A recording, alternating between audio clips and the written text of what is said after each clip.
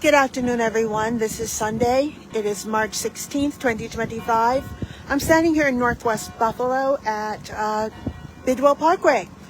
Bidwell Parkway is one of the three sister parkways that Northwest Buffalo has claimed to, thanks to that master landscape architect, Frederick Law Olmsted, and the wonderful work that he was commissioned to do on behalf of the city of Buffalo that left us this amazing Olmsted heritage. This is a linear park. Bidwell's linear park is quite beautiful, as are Chapin Parkways and Lincoln Parkways, but you may not know this, or maybe you do, but Humboldt Parkway's linear park, which is, by the way, public parkland. Humboldt Parkways was about 100 feet wide and was actually larger than any of those other Olmsted Parkways that I mentioned. But that linear park that Humboldt Parkway had extended all the way from Humboldt/MLK Park to North Buffalo's Delaware Park. And that's one of the things that we are fighting to restore.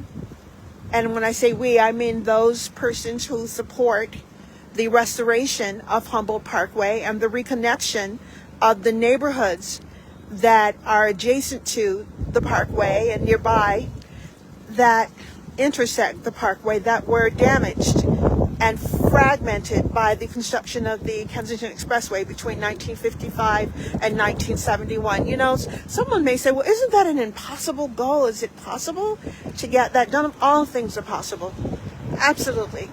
In this generation, wonderfully, the state has a budget that could actually do precisely that. All we need is the will to do it. I wanted to show you, because they say a picture is worth 1,000 words. I know it certainly can be. This certainly is worth 1,000 words. Can you imagine this in the heart of the east side of the city of Buffalo, right there in the Humboldt Parkway neighborhood? Can you imagine driving through the Humboldt Parkway neighborhood or on that parkway? Can you imagine, just imagine, seeing a 100 feet wide median there, looking like a miniature Central Park right in the middle of Humboldt Parkway and extending all the way from where that Science Museum is, where there's the last stretch of the linear park left. There's a little rectangle or triangle there right in front of the Science Museum. That is the last piece of what used to be Humboldt Parkway's 100 feet wide median that it was left after the Kensington Expressway was built. But when I hear the stories that I've heard about how persons that are now adults, some of them are grandparents, and how they used to, as children, play in the median of Humboldt Parkway. They called it their park. It was public parkland. It was absolutely a park. Here in Bidwell, this median, this linear park is used as a park. People come here to picnic, read books, write poetry, paint paintings. They come here to exercise, do tai chi, jiu-jitsu. They come here to walk their dogs. They come here to, some people, sunbathe. But this was in the middle of Humboldt Parkway. Wouldn't it be wonderful for this to be restored? Can you just picture in your mind driving through a thoroughfare that cuts through Humboldt Parkway right now? But can you imagine looking to your left and your right and seeing this? Like persons who live in the Bidwell neighborhood can do, the Bidwell Parkway neighborhood. Can you imagine being on Humboldt Parkway right now and looking to your left and seeing that? Looking to your right and seeing this.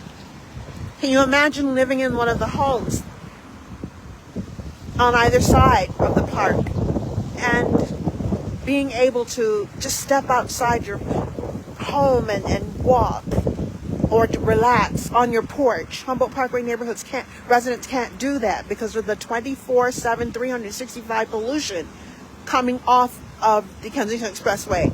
Air pollution, which is horrendous, noise pollution, which is just as terrible. Can you imagine this being restored to them? Can you imagine how much that would be worth? I'm sure you can. I hope you will support the restoration of Humboldt Parkway, the reconnection of Humboldt Parkway neighborhoods, the revitalization of the East Side community in Buffalo, and it takes work, but it is not impossible. So if you, like I, are involved in supporting that effort, and I'm actively involved, we're doing more than just hoping and wishing for change. We're actually being agents of change, and no, it is not easy, but there are some things worth laboring for. There are some things worth fighting for, and the battle is not ours, really. In the final analysis, it is the Lord's. So have a great day. Stay safe. Take care. Remain blessed. And I will see you in the community.